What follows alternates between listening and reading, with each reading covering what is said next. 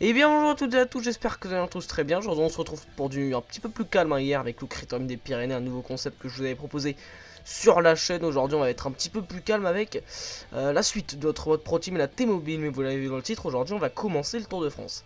Donc on va finir le Dauphiné avec l'Alpe d'Huez et le CM12, et puis on va commencer le Tour de France avec l'étape de Fontenay-le-Comte, voilà, qui sera sympa pour notre sprinter Michael Matthews, voilà, qui aura des opportunités. C'est bien Michael Matthews? C'est Michael Matthews, si c'est Michael Matthews qui aura des opportunités pour pourquoi pas briller sur ce Tour de France avec de nombreuses étapes qui risquent de lui correspondre. Hop là. Et donc voilà, on aura aussi notre leader Jakob Fuglsang qu'on va tenter de lui faire remporter ce Dauphiné pour le préparer un petit peu pour le Tour de France. Donc on y va pour finir ce critérium du Dauphiné. Ah, regardez, il y a le col de deuxième catégorie, il est pile au même endroit que le Mont-Revard, la de première catégorie. C'est cool, mais on s'en fout, on y va direct. Allez, c'est la tape la moins dangereuse selon moi des deux qui arrivent aujourd'hui. Donc on va emmener quelqu'un dans l'échappée. Je me souviens plus trop, ça fait longtemps qu'il n'y a pas eu d'épisode de Pro Team. Donc avec qui on jouait le maillot à poids. Pour l'instant, c'est Bernal. On jouait le maillot à poids plutôt avec Egan Bernal. Donc je pense qu'on va le renvoyer aujourd'hui. En plus, il a quelques kilomètres à la combative donc pourquoi pas choper ce classement. Donc on va renvoyer Egan Bernal dans l'échappée. On se retrouve au premier grimpé. On va se retrouver au sprint intermédiaire aussi avec Michael Matthews, puisqu'il a un maillot vert à conserver. Et remporter ce maillot vert, ça pourrait nous donner pas mal de points pro cycling. Et puis un maillot vert, c'est toujours intéressant et cool à gagner. Allez, on arrive au sprint intermédiaire avec Michael Matthews. J'ai réussi à faire envoyer Egan Bernal dans l'échappée. Donc il est avec Jan Hurt, Rui Costa, Tim Wellens, Sébastien Reichenbach, George Bennett et Lars Boom. Donc à part Lars Boom, il n'y a que des très bons grimpeurs. Allez, va falloir se replacer là parce qu'avec Michael Matthews, parce que Marcel Kittel est très très proche de nous. Au maillot vert, il a à peine 4 points de retard, donc il va falloir tenter d'éviter de prendre 4 points d'écart par rapport à lui sur ce sprint. Allez, oulala, on s'est un petit peu gêné, mais Kittel aussi s'est fait gêner. Il y a juste Elia Viviani du coup avec qui on aura de la concurrence pour ce sprint intermédiaire a priori. C'est Elia Viviani qui sera le plus fort, mais nous on va passer en deuxième. On passe juste devant Marcel Kittel, j'ai l'impression. Donc ça c'est cool, on reprend un point Marcel Kittel et on a 5 points d'avance sur lui. Donc au niveau du maillot vert, donc normalement, selon moi c'est bon. Selon moi c'est bon, puisque si Michael Matthews ne sera pas ordonné par rapport à Marcel Kittel. Kittel ne prendra pas de points à l'arrivée ni aujourd'hui ni demain. Et Kittel ne prendra pas de points au sprint intermédiaire demain puisqu'il a pris un gros col. Donc normalement c'est fait. Donc voilà, c'est bon. Ah, il y a des contres, hein. Roman Kreuziger et Michael Woods qui profitent du sprint intermédiaire pour contrer. Roglic, Kelderman et O'Connor juste derrière. Ça part déjà sur de bonnes bases cette étape. Allez, on arrive au premier col de la journée, 10 points à prendre, donc on va pas faire le louper, on est 11. Du coup, Lars Boom évidemment qui a pas résisté, il était là pour emmener Bennett qu'on voit à notre gauche dans les premiers mètres. Allez, Bernal il a une petite pointe de vitesse, une bonne petite accélération, donc pourquoi pas. Allez, j'utilise mon rouge un peu trop tôt. J'utilise mon... Oula non, oulala, oh non, c'est triste.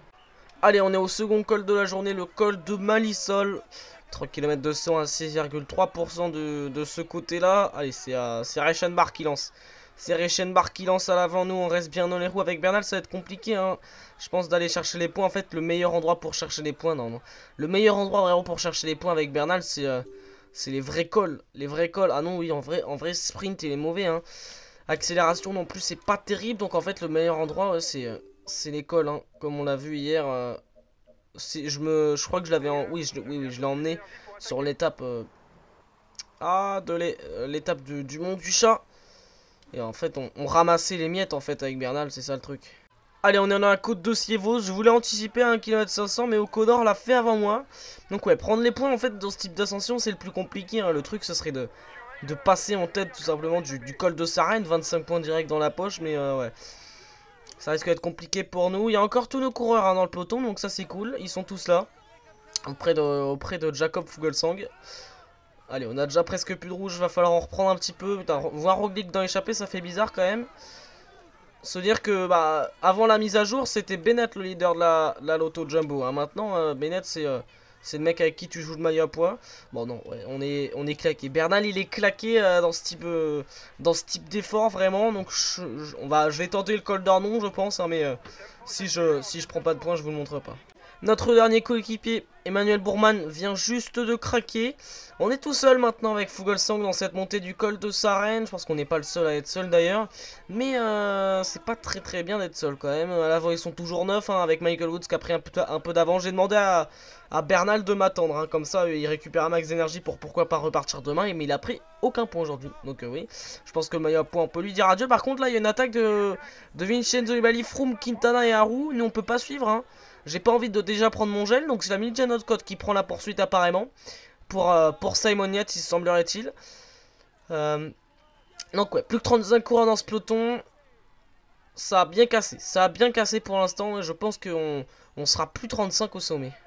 Allez, on va passer au sommet du col de Sarenne. On a perdu un petit peu de terrain, vous voyez, sur le peloton de 9 coureurs. Mais mon but, c'est d'utiliser le moins de gel bleu. Et puis dans la descente, on reviendra. Je pense que c'est une bonne tactique. Voilà, donc ils sont 9. Je vous laisse le groupe avec les principaux favoris. Hein. Là, par contre, ça a vraiment pété. Hein. Ça a vraiment pété de partout. Et je pense que dans la station finale, et même la petite remontée qu'on a juste avant l'Alpe d'Huez, ça peut partir.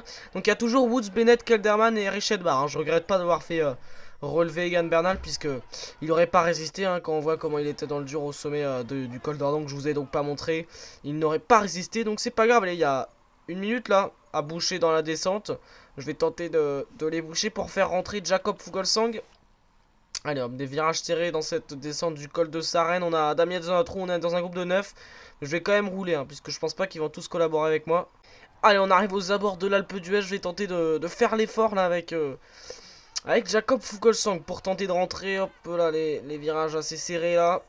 Vu j'ai pas réussi à rentrer, hein, on a pris un peu de temps dans la petite remontée. Là, je vais tenter de récupérer un max et de revenir. Je vais tenter de récupérer un max dans la descente, de pas faire d'effort dans la descente, de revenir sur Eschenbach qui pourrait être un bon compagnon. Ou chute. Est-ce qu'il y a une chute? Est-ce qu'il y aurait une chute? Parce que là, les écarts, regardez comment les écarts ils se sont resserrés. On est passé de 53 secondes à 32 secondes. Je sais pas si Michael Woods a chuté. C'est possible, hein, c'est possible, mais j'ai pas vu en bas à gauche. Et j'ai pas entendu. Donc allez, ce que je disais c'était que je voulais me reposer totalement dans la descente. Et puis après, là voilà, quand ça remonte, on fait l'effort. Oula, j'ai un peu frotté. Voilà, dès que ça remonte, on fait l'effort pour rentrer dans le groupe. Et comme ça, on a utilisé un minimum d'énergie. Allez, ça attaque là avec Richie Porte. Nibali, Quintana et Bardet, Froome qui préfère ne pas suivre. Donc je rappelle, on est avant la mise à jour. Hein. Thomas n'est pas là du tout pour le général. Ni Roglic ni Dumoulin. Donc comme ça c'est fait. Les 3 principaux qui jouent le général maintenant ils ne sont pas là. Donc bah ça va changer un petit peu de ce qu'on a d'habitude du coup. Et c'est Woodpulse qui roule à l'avant. Nous avec Fuglsang j'ai pas réussi à rentrer. Donc on va faire l'effort derrière comme ça. Et puis on va repêcher un peu les coureurs qui vont tomber en défaillance. Un niveau gros favori devant nous. Là on en a 3. Donc qui sont Froome, Martin et Uran selon moi. Et puis à l'avant on en a 4. Donc pour l'instant on est le 8ème favori selon moi. Donc c'est pas plus mal, hein, top 10 sur un Dauphiné, ça m'intéresse plutôt pas mal avec Fuglsang. Faut pas oublier qu'il a que 80 montagnes dans le jeu, mais il a pas des notes physiques énormes avant la mise à jour. Donc c'est pas trop mal. Allez, 1 km 700, je pense qu'on peut aller à fond vu que le dernier kilomètre est assez plat. Dans cette Alpe d'Huez, défaillance. Oh, défaillance de Rigoberto Urán. Non, c'est Michael Woods. C'est Michael Woods, pardon. J'ai cru que c'était Urán, c'est Michael Woods. Allez, on revient sur ce groupe là. Avec Mollema, Dan Martin. C'est pas mal. Allez, on continue l'effort. Nous, avec Fuglsang, là, on est 7ème de l'étape. Ça va se jouer entre Richie Porte et Vincenzo Nibali. Un sprint entre Richie Porte et Vincenzo Nibali. Au sommet de cette Alpe d'Huez en 2016 sur le Dauphiné, c'était Peter Kinos qui avait remporté cette étape. Qui est-ce qui va la remporter aujourd'hui? Est-ce que c'est Nibali? Est-ce que c'est Richie Porte? Non, c'est Vincenzo Nibali qui s'impose au sprint devant Richie Porte. Nero Quintana, Romain Bardet, Christopher Froome. Et puis en 6ème position, Rigoberto Urán. Et on a Jakob Fuglsang qui va lancer son vélo au sommet de l'Alpe d'Huez. 7ème position pour Jakob Fuglsang. Je trouve que c'est plutôt pas mal, surtout qu'on n'a pas trop pris non plus des énormes écarts. Mais quand tu prends 47 secondes sur une petite ascension comme ça, je pense que demain on va prendre très cher. Nibali qui s'impose à l'Alpe d'Huez devant Richie Porte et Nero Quintana, Bardet qui fait 4ème et Christopher Froome 5ème. Nous on fait 7ème avec Fuglsang. Ouh, il y a du hors-délai par contre, il y a eu du hors-délai, je vous laisse regarder. Et nous voilà, Fuglsang on fait 7ème, donc c'est un résultat correct, hein. J'ai bien envie de voir les podiums juste après. Et ouais, niveau maillot à poids, Bernal a même pas pris. Pendant quel goûter Bernal, je vais même pas l'envoyer dans l'échappée. Et on va se concentrer pleinement sur Fuglsang dans cette dernière étape du Dauphiné. Donc c'est Porte qui est en tête toujours devant Froome, Nibali, Quintana et Rigoberto Urán. Et Fuglsang, nous on prend la 6ème place du coup à égalité avec Urán. Donc aller chercher le top 5 ça pourrait être bien et je pense que c'est faisable. Et c'est Porte pour l'instant donc qui est en tête de ce Dauphiné. Le combatif c'est Wellens. Juste pour la combat... Non même pas vu que l'étape est tellement courte. L'équipe c'est la Sky. Le jeune c'est la Tour. le vert c'est Matthews et le maillot à pois c'est Luis Metiez. Donc on y va pour cette dernière étape du Dauphiné, avant-dernière étape de la vidéo. Matthews toujours en tête du Pro Cycling individuel devant Sylvain Dunier qui est 10ème. Allez, on y va. Et l'équipe c'est la T-Mobile toujours. Un objectif pour nous cette saison. Allez, l'énergie qui est pas top hein, pour Fuglsang. Mais on va quand même tenter de faire le meilleur résultat possible sur cette étape du Semnoz. Allez, une mauvaise forme pour Jakob Fuglsang. Je vais envoyer Egan Bernal. Non, je vais le garder. Hein. Je vais le garder, Egan Bernal, pour rester aux côtés de Jakob Fuglsang. Je pense qu'on va en avoir besoin. Et donc voilà, c'est pas grave la combativité. Au pire, c'est pas un classement très important. Conserver le maillot vert pour Matthews, ça devrait le faire, à moins qu'il y ait un retour d'un favori du général. Donc on va prendre Fuglsang et on va se retrouver directement dans le final. On va pas perdre plus de temps que ça. Et je vais tenter de passer en tête de grimpeur avec Fuglsang si j'en ai l'opportunité. Allez, on est dans le Semnoz, hein, à 7 km 400 de l'arrivée. Je vous reprends maintenant, ça servait à rien de vous reprendre avant puisqu'il s'est pas passé grand chose. On n'est plus qu'avec Emmanuel Bourman qui est encore là, les autres ont craqué. Donc à l'avance c'est Primož Roglič qui a fait un petit écart. À la base il y avait un groupe de 18 coureurs à l'avance assez scindé. Au sommet du Semnoz il n'y avait plus que 13 coureurs au total. Et puis là on n'a plus que 9 coureurs au total à l'avant. Mais je vois mal l'échapper à le bout, à moins qu'on ait un Roglič très fort aujourd'hui. Qui a pris 45 secondes d'avance sur le maillot à poids Luis Metiez qui devrait le conserver. Et sur 1 minute 12 sur un groupe de 6 derrière avec Davide Formolo, Pierre Latour le 15ème du général, tout de même Bob Jungels le 16ème, Wilco Kelderman, Tish Benoît et Sébastien Reichenbach, le coureur suisse de la Groupama FDJ, pardon, qui vient de se faire distancer justement. On vient de reprendre Lopez, mais Reichenbach vient de se faire distancer du groupe devant, qui va pouvoir venir aider Thibaut Pinot certainement. Nous on a encore Pourman qui est là, hein, qui résiste 6 km de l'arrivée. Personne n'a tenté d'attaque pour l'instant. Mais je pense qu'on va avoir des attaques parce que là Richie Porte a très peu d'avance. Petit récapitulatif, Richie Porte a à peine 14 secondes d'avance sur Froome, donc c'est rien pour Froome à reprendre. 24 sur Nibali, 52 sur Quintana qui est pas non plus énorme. Donc voilà, il va falloir faire attention. D'ailleurs avec la vidéo d'hier vous m'avez dit qu'on prononçait bien d'après les stats, hein, vous m'avez dit Nairo Quintana. Donc je vais dire Nairo Quintana jusqu'à maintenant. Voilà. C'était pas loin qu'on soit Nairo pâté en croûte, mais c'est Nairo Quintana. Voilà, c'est pas moi qui ai décidé, hein, c'est vous. C'est pas grave. Allez, Roglič du coup, Metiez qui va certainement se faire rattraper par le groupe de 5. Là, il s'écrase un petit peu, Luis Metiez, et ça il se fait rattraper. Je sais pas s'il est tombé en défaillance, vu qu'on voit pas trop d'ici. En tout cas, nous on a 5 km du sommet. Et c'est la Movistar qui roule à l'avant avec Marc Soler, mais ça roule pas très fort quand même. Hein. Il n'y a pas un tempo énorme à poser de la part de la Movistar. Et c'est Bob Jungels qui a mis une offensive. Bob Jungels qui tente une offensive. Allez, moi j'ai pas besoin d'attaquer maintenant. Hein. Moi j'ai pas besoin d'attaquer maintenant. C'est pas dans mon intérêt honnêtement, surtout vu ma barre d'énergie. Et Jungels qui a fait le jump sur Primož Roglič et qui le dépose. Jungels qui dépose Primož Roglič. Impressionnant. Impressionnant Bob Jungels dans cette montée du Semnoz. En train de déposer Primož Roglič, là c'est juste énorme ce qu'il a fait. Il était dans le groupe derrière, on pensait ce groupe battu, mais non, c'est Roglič qui est battu. Il s'effondre et là c'est Bob Jungels qui est le plus fort. 1,41 par rapport au groupe des favoris. Est-ce qu'il va résister? Parce que je pense qu'il va pas tarder à y avoir des attaques de favoris là. C'est pas mal hein, ce qui se passe là. Ce scénario niveau échappé, on vit ce scénario de loin, mais on le vit quand même. Et pour l'instant il est plutôt intéressant. Allez, Bourman qui craque. Bon, le gel rouge il aurait pas changé grand chose. Bourman qui craque. Et on est tout seul maintenant, on est voué à notre destin dans les 3,7 km du Dauphiné, les 3 derniers kilomètres de ce Dauphiné. Ça va se jouer pour une seconde en fait le top 5 avec Uran qui a pas l'air très bien placé. De toute façon en fait on est en mauvaise forme, mais il faut se dire que tout le monde l'est puisque tout le monde a programmé son pic pour le Tour de France de toute façon. Donc ça c'est pas bien grave au final d'avoir une mauvaise forme. Donc ça revient au même avec tout le monde. Allez, Nibali qui vient sur la gauche. Est-ce que Nibali tenterait une attaque là? Est-ce que Nibali tenterait une attaque assis sur la selle? En tout cas nous on reprend Luis Metiez hein, qui a fait qui était en chasse patate voilà, entre Roglič et le groupe de 5 derrière. Et finalement c'est plutôt le groupe de 5 et surtout Bob Jungels qui est gagnant pour l'instant. Bob Jungels qui est bien parti vers la victoire. Roglič, lui on va le reprendre hein. Il a tenté beaucoup au pied du Semnoz, mais il se fait rattraper. Par contre là ça roule très fort avec Pouls qui emmène Christopher Froome. Impressionnant Wout Pouls. Impressionnant Wout Pouls. Allez, nous on est avec Romain Bardet ici. Où est Rigoberto Urán? Rigoberto Urán n'est pas là du tout. Le top 5 est là. Et ce serait très bien de faire un top 5 avec Fuglsang sur le Dauphiné. En tout cas Jungels, la victoire pour lui elle est faite selon moi. Allez, Richie Porte qui attaque là. Attaque de Richie Porte. Richie Porte qui tente de déposer Christopher Froome. Oh, toutes ces défaillances. Oh, toutes ces défaillances. Et ça, c'est pas mal pour Fuglsang. Je dis que le top 5 est là, mais pourquoi pas rêver de mieux, hein. Le podium, ça me semble quand même un petit peu abusé, mais pourquoi pas rêver de quelque chose de mieux. Allez, Quintana en défaillance aussi. Quintana qui est aussi en défaillance. On a juste Nibali, Froome et Porte au final comme favoris devant nous. En tout cas, non. Pour Jungels, la victoire. Et laissez les magnifiques victoires. Et c'est Porte hein, qui va venir remporter ce Dauphiné. Richie Porte qui va venir remporter ce Dauphiné. Il a montré à tout le monde qu'il était le patron et qu'il va falloir compter sur lui pour le Tour de France. Christopher Froome ne pouvant rien faire derrière. Voilà, il regarde Richie Porte au loin. Qui est le meilleur sur ce Dauphiné. Nous, avec Fuglsang, on va chercher la 8ème place, je pense. À moins que Quintana vienne nous doubler sur la ligne. Ou Kelderman. Mais niveau favori, on est le 4ème. On est le 4ème des favoris, donc c'est pas mal. Quintana, au général, il était devant nous. Donc, selon moi, on va chercher la 4ème place. Non, selon moi, on reste à la 5ème place.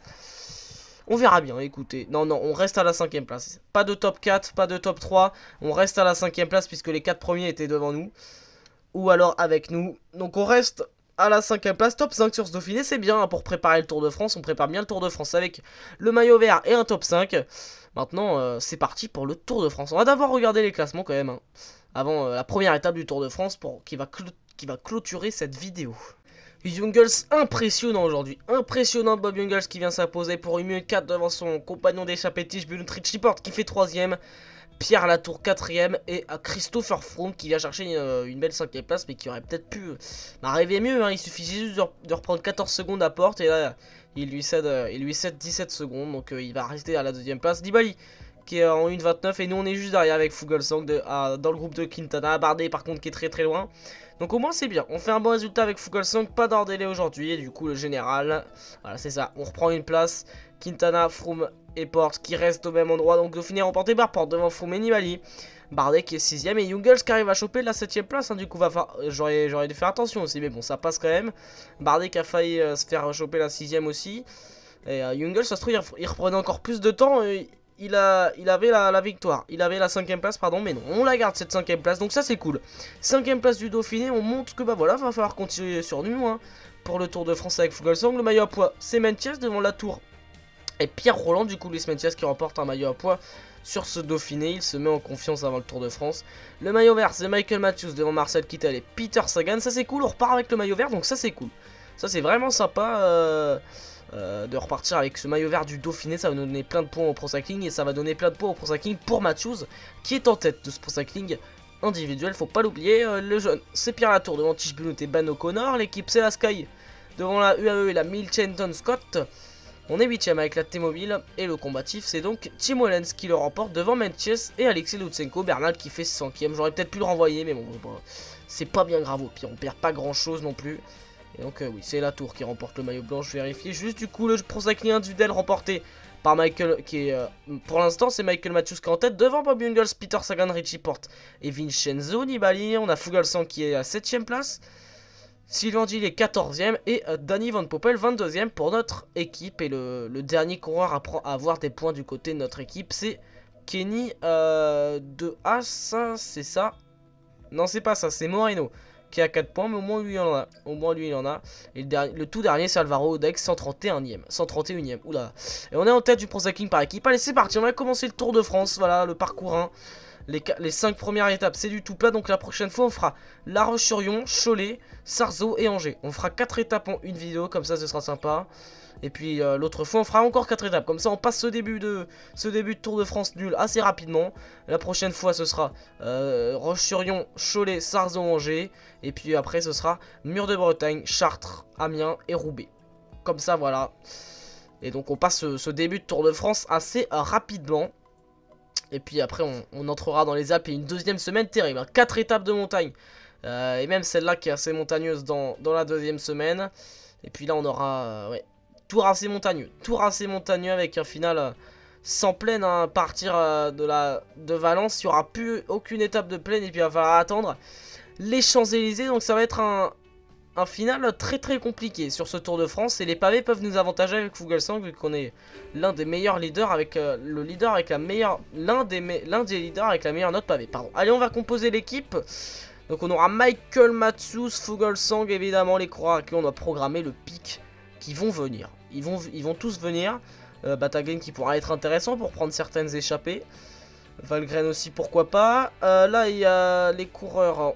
Alors, c'est Bilbao, non. Hawson et De Vries. De Vries, ça vaut pas le coup. Hein. De Vries, vraiment, ça vaut pas le coup de le mettre. Et Hawson, je vois mal ce qu'on pourrait faire avec lui. En montagne, il pourrait être sympa en montagne. Mais on a quand même déjà Bernal et Bourman. Donc, est-ce qu'on laisse comme ça? Comme ça, Matthews, qui il aurait d'autres pour l'emmener? Qui aurait d'autres? Qui Matthews aurait d'autres? Il aurait Bataglin, ouais.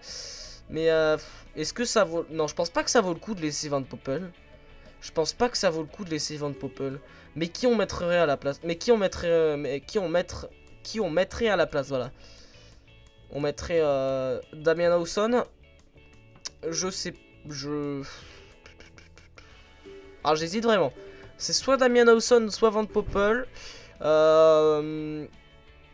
je me dis que Van Poppel il va pas nous servir. En plus c'est possible qu'il soit hors délai.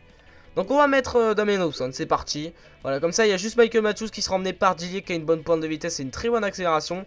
Et puis Enrico Bataglin. Allez, on est parti pour cette première étape du Tour de France entre Noirmoutier et Fontenay-le-Comte. Voilà le petit jingle du Tour de France évidemment. Et on est parti. Une grosse zone devant dans le final. Pas de pont grimpeur à aller prendre, donc on va rester dans le peloton. On va pas se manger de l'énergie juste pour une échappée qui serait inutile. Aïe. Aïe aïe aïe, Matthews qui a que une forme normale, c'est dommage. J'aurais espéré une bonne forme aujourd'hui. Il a pas eu de chance, donc on va rester comme ça. On va envoyer personne dans l'échappée. On va tous rester là sans prendre de risques. Et donc on prend Michael Matthews et on se retrouve direct au sprint intermédiaire. On est au sprint intermédiaire de la Tranche-sur-Mer. On va tenter de passer en tête avec Michael Matthews. Allez, il va falloir remonter un petit peu là parce qu'on se fait un peu gêner par des coéquipiers en plus. Le champion de Suisse à nos côtés, Sylvain Dillier. Donc évidemment on a commencé avant les championnats nationaux. Donc on n'a pas le vrai. Il me semble que pour l'Espagne et la France... Non, juste pour l'Espagne on l'a. Allez hop, sur la droite, on n'est pas trop mal avec Michael Matthews. La route Dylan Groenewegen qui me semble être une bonne roue. André Greipel aussi qui est là.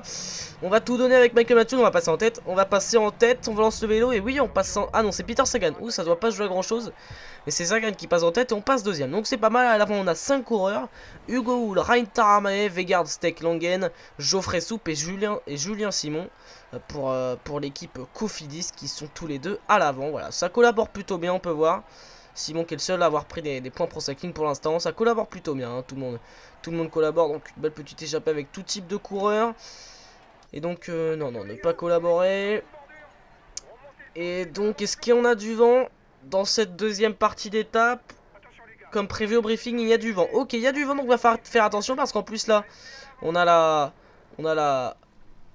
la Quick Step qui vient à l'avant. Spécialiste, hein, des bordures, donc va falloir faire attention. Je vais repasser sur Fuglsang puisque c'est vraiment la priorité de Jakob Fuglsang, donc on verra bien. Allez hop, à 50 km, à 5 km de l'arrivée, pardon, on va reprendre le dernier échappé, Geoffrey Soup qui a fait une belle escapade tout de même. Il va se faire reprendre dans quelques instants. Voilà, 4 km 700 de l'arrivée, il est repris. Pas trop se faire gêner, attention. Allez, derrière il y a des groupes de 32 hein, qui se sont fait distancer, plusieurs petits groupes avec des coureurs, mais c'est pas dangereux, c'est pas des coureurs qui visent le général. Donc on est plus que 141, pas de grosses bordures qui ont été créées à la sortie de cette zone devant. Donc allez, je vais dire préparer le sprint pour Michael Matthews. Vous voyez quand même, la bordure il y a un peu de grosses cassures, mais au niveau barre bleue ça a quand même été bien amoché pour tout le monde. Donc cette bordure a fait mal. Allez, 3 km, on rentre dans Fontenay-le-Comte, le petit stade à gauche. Allez, on va reprendre un peu de gel bleu avec Michael Matthews. On est bien placé. On va donner le gel bleu à tout le monde. On a Bataglin qui est juste là en plus. Ça c'est top, faut bien se passer dans le virage. Allez, Chimolai qui est là pour emmener Arnaud Démarre certainement. Allez, Marcel Kittel qui est là aussi. Le poids lourd allemand. Allez, je sais pas s'il a un surnom d'ailleurs. Allez hop, le virage, on va pas penser à ça dans ces moments-là. Allez, Chimolai quand même, Arnaud Démarre, nous on est bien sur la droite. Je vais me concentrer sur mon sprint. Mes équipiers le font s'ils le veulent. On a Nasser Boigny qui est juste la marque Cavendish. On y va Michael Matthews, on est fort, on va tout donner sur le final. On lance le vélo, non on gagne pas. C'est Fernando Gaviria qui gagne si je ne me trompe pas. Mais c'était un sprint très très chaud, oulala. Non, c'est pas Gaviria, c'est Viviani qui vient s'imposer ici donc à à Fontenay-le-Comte sur cette première étape du Tour de France devant Peter Sagan, Marcel Kittel, Dylan Groenewegen, Mark Cavendish et Michael Matthews. On fait que 6ème, on n'a pas eu la chance d'en avoir la bonne forme. Bah, d'ailleurs, comme tout le monde, personne n'a eu la chance à part Greppel qui en a pas beaucoup profité. Donc du coup c'est Sagan, hein, c'est Viviani qui va prendre le maillot jaune sur cette première étape du Tour de France. Et donc bah voilà, moi l'objectif avec Mathieu ça va pas forcément être le maillot vert, mais aller chercher une victoire étape. Franchement, juste une victoire étape pour Mathieu, je pense que ça peut être très très bien. Donc bah voilà, les classements qui vont rester comme tel. Viviani qui est en jaune, donc le maillot vert c'est Viviani évidemment, le maillot blanc c'est Groenewegen. L'équipe c'est la Sky devant la UAE et la Bahreïn. Et le combatif c'est Rein Taramae devant Longen et Hugo Hull. Le dernier du Tour de France c'est donc Romain Sicard. Et donc voilà, pas mal de cassures, mais pas de favoris qui ont été pris. Il y a Esteban Chavez là par exemple, et c'est pas un ultime favori, c'est pas le meilleur de son équipe quoi. Il y a Damietz qui est là, Domenico Pozzovivo quand même, hein. Quand même, qui peuvent être des concurrents pour Fuglsang. Je cherche, mais je vois personne d'autre. Non, personne d'autre. Bon, c'est Samuel Dumoulin. Donc voilà, donc le procès individuel à la suite de cet épisode, c'est Matthews devant Sagan et Jungels. Et l'équipe, c'est la T-Mobile devant la Quick-Step et la Sky. Donc pour l'instant, il est vraiment bien parti pour le remporter, je pense. Donc allez, on passe. L'énergie qui est bien, très très bien même. On se retrouvera donc la prochaine fois les amis pour La Roche-sur-Yon, Cholet, Sarzeau et Angers. Et puis l'épisode après ce sera Mur de Bretagne, Chartres, Amiens et Roubaix. Comme ça en 2 épisodes on passe 8 étapes, comme ça c'est fait. On leur dit au revoir. Comme ça c'est fait. On s'attaquera aux Alpes directement dans le prochain épisode, qui sera un épisode dans les prochains épisodes hein, au fur et à mesure. Et au fur et à mesure, la montagne va commencer à arriver progressivement. En tout cas, j'espère que vous avez apprécié cette vidéo qui était tout bonnement sympathique. N'hésitez pas à lâcher un pouce bleu, à vous abonner, à partager et à partager cette vidéo, à liker, à vous abonner à ma chaîne YouTube, voilà, à laisser un petit commentaire sur ce que vous avez pensé de la vidéo. Et donc on se retrouve, je pense pas demain, hein, vu qu'à force là... Les emplois du temps commencent à être de plus en plus chargés, donc je pense un autre jour pour une prochaine vidéo et pour la suite de ce Pro Team si vous ne suivez que cette série sur ma chaîne. Et puis va y avoir la suite de Critérium des Pyrénées là, et tous les trucs comme ça que vous aimez bien sur la chaîne, et les courses IRL qui vont reprendre avec, je pense faire le Paris Tour sur ma chaîne, voilà, vu que il n'y a pas trop d'autres courses. Mais il y a d'abord les championnats du monde hein, évidemment qu'on va faire dans 2 semaines à peine. J'espère que vous serez là pour les suivre aussi. Donc voilà, moi je vous dis, n'oubliez pas le pouce bleu, voilà, tous les trucs que vous connaissez de toute façon. Et on se retrouve une prochaine fois. Pour ma part, c'est One2Free. A plus les gars.